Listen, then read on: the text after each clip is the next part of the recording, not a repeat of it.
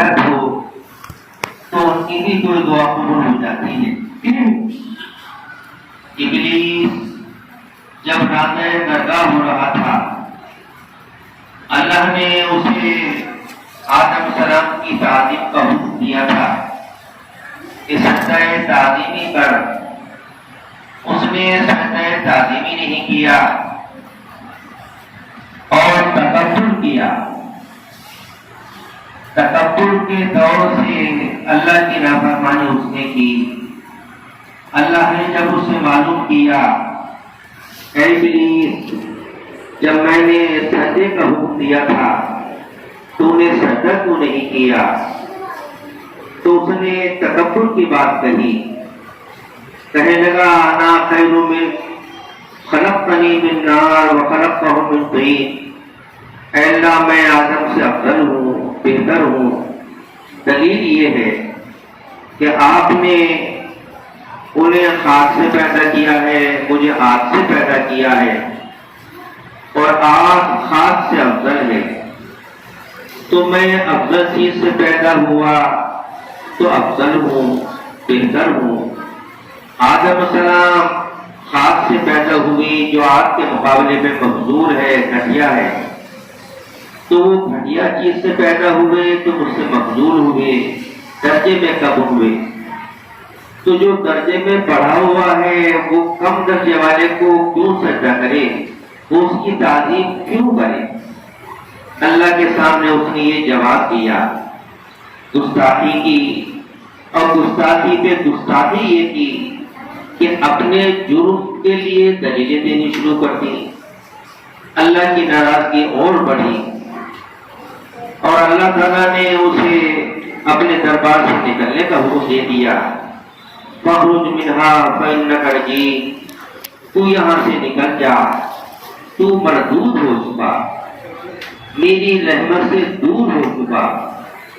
وَإِنَّ عَلَيْكَ لَعْنَتِي إِلَىٰ يَوْمِ الدِّينِ، اور تجھ پر میری لعنت قیامت تک برستی رہے گی۔ اس نے اس بات کو سمجھ لیا، یقین کر لیا کہ میں راندہ درگاہ ہو چکا، ایمان سے بھی محروم ہو چکا، اور ہمیشہ کے لیے ملعون اور مردود ہو گیا۔ اس وقت بھی اس نے اللہ سے دعا کر دی۔ وہ دعا یہ کی کہ اللہ مجھے قیامت تک کے لیے عمر دے دیجیے، میری عمر کو دراز کر دیجیے۔ اللہ تعالیٰ نے اس کی وہ دعا قبول کر دی کہ تجھے مہلت دی جاتی ہے، قیامت تک تیری عمر کی جاتی ہے۔ تو اس وقت اس نے اللہ سے یہ بات کہی تھی،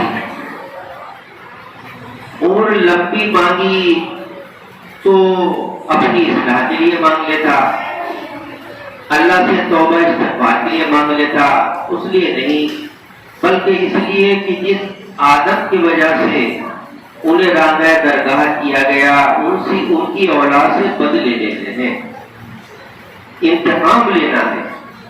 اور کہا کہ اللہ میں اولاد آدم کے گمراہ کرنے کے لیے دہنی طرف سے بھی آؤں گا، بائیں طرف سے بھی آؤں گا، اور اوپر ہر چار جانب سے آؤں گا۔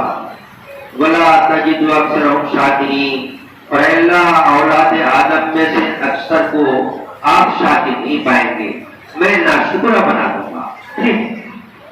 تو ابلیس نے کافر ہو کر، راندہ درگاہ ہو کر، مردود اور ملعون ہو کر بھی اللہ سے دعا ایک مانگ لی، اللہ نے اس کو قبول کر لی۔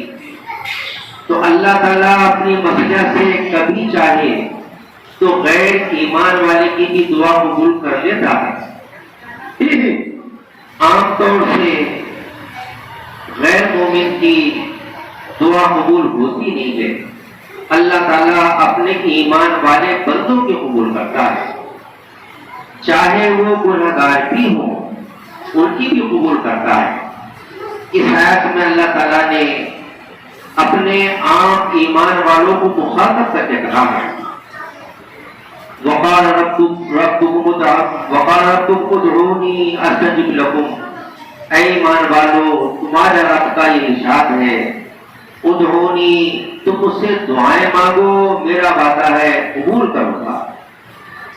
تو اللہ تعالیٰ نے سارے ایمان والوں کو مخاطب کر کے کہا ہے، ان میں جو ہے نیکوکاروں کی تخصیص نہیں ہے، گنہگار کی شان ہے۔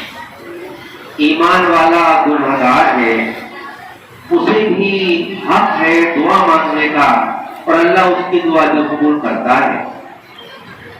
ایک گنہگار ایمان والے کو اپنے آپ کو گنہگار سمجھنا تو چاہیے، لیکن دعا مانگنے سے اپنے آپ کو محروم نہیں کرنا چاہیے، اور اللہ تعالیٰ سے نا امید بھی اپنے آپ کو نہیں کرنا چاہیے۔ اللہ کی رحمت کی امید تو ہر ایمان والے کو ہر وقت رکھنی چاہیے، اور اللہ کی رحمت سے مایوس ہونا ایمان والے کے لیے جائز نہیں ہے۔ اپنے آپ کو گنہگار سمجھنا چاہیے، لیکن اللہ کی رحمت سے مایوس نہیں ہونا چاہیے۔ اللہ کی رحمت سے مایوس تو بے ایمان والے ہوتے ہیں، ایمان والا کسی وقت مایوس نہیں ہوتا، اور نہ مایوس ہونا چاہیے۔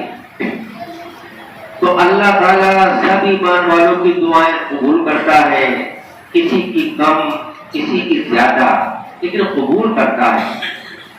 کچھ حضرات وہ ہیں جن کی دعائیں زیادہ قبول ہوتی ہیں، کچھ وہ ہیں جن کی دعائیں کم قبول ہوتی ہیں۔ جن کی دعائیں زیادہ قبول ہوتی ہیں ان حضرات میں سے یہ حضرات بھی ہیں، عادل بادشاہ، عادل حاکم، اس کی دعا اللہ بہت قبول کرتا ہے، اور مظلوم کی دعا بھی اللہ بہت قبول کرتا ہے۔ وہ دعا مانگے یا بد دعا مانگے، اس کی دعا بھی اور بد دعا بھی بہت جلد قبول ہوتی ہے۔ علماء فرماتے ہیں مظلوم اگر کافر بھی ہے، اس کی بد دعا بھی جلد قبول ہو جاتی ہے۔ اس لیے ظلم کو کسی بے ایمان والے پہ بھی نہیں کرنا چاہتے، اور ظلم کرنے کی اجازت نہیں کسی اس شخص پر جو ایمان نہیں رکھتا، کسی پہ بھی ظلم کرنا جائز نہیں ہے۔ تو ایک مظلوم کی دعا بھی بہت قبول ہوتی ہے۔ اسی طرح سے وہ ایمان والا جو اپنے کسی ایمان والے بھائی کے لیے دعا مانگے، اس کے پیٹھ پیچھے غائبانہ طور سے، سامنے نہیں پیچھے، اس کے لیے دعا مانگے، وہ دعا بھی بہت قبول ہوتی ہے۔ حضرت مولانا محمد عمر صاحب پالنپوری رحمۃ اللہ علیہ ایک مرتبہ بیان فرما رہے تھے، بیان کرتے ہوئے حضرت نے یہ بات فرمائی کہ جب مجھے کوئی حاجت سامنے ہوتی ہے، مجھے کوئی ضرورت پیش آتی ہے، تو میں غور کرتا ہوں یہ ضرورت کون سے ایمان والے کو پیش آئی اور اس کو اس کی ضرورت ہے، تو میں پھر اس کے لیے دعا مانگتا ہوں، اے اللہ اس کی اپنے فلاں ایمان والے بندے کی فلاں حاجت پوری کر دے، حاجت نہیں ہے۔ اس لیے کہ جب کوئی کسی ایمان والے کے لیے اس کے پیچھے دعا مانگتا ہے تو اللہ تعالیٰ اس کی دعا اس کے حق میں قبول کرتا ہے، اور ایک فرشتہ اسی طرح کی دعا اس کے لیے مانگتا ہے اور کہتا ہے بولا کا بسم ذالک، اللہ تجھے بھی اس جیسی نعمت دے۔ تو اس نے اس ایمان والے کے لیے دعا مانگی، اس کی دعا اس کے حق میں قبول ہوئی، اور ایک فرشتے نے، نورانی معصوم فرشتے نے اس کے لیے دعا مانگی تو فرشتے کی دعا اس کے حق میں قبول ہوئی۔ تو کوئی ایمان والا اپنے مسلمان بھائی کے لیے اس کے پیچھے دعا مانگے، وہ دعا بھی بہت قبول ہوتی ہے۔ اسی طرح سے مسافر حالت سفر میں جب دعا مانگتا ہے پریشانی کے وقت میں، وہ بھی بہت قبول ہوتی ہے۔ کسی بیمار کی عیادت کے لیے جائیں، بیمار سے بھی اپنے لیے دعا کرانی چاہیے، اس لیے کہ ٹوٹے ہوئے دلوں کے پاس اللہ کی رحمت ہوتی ہے اور ان کی دعائیں بھی اللہ بہت قبول کرتا ہے۔ بیمار کے لیے خود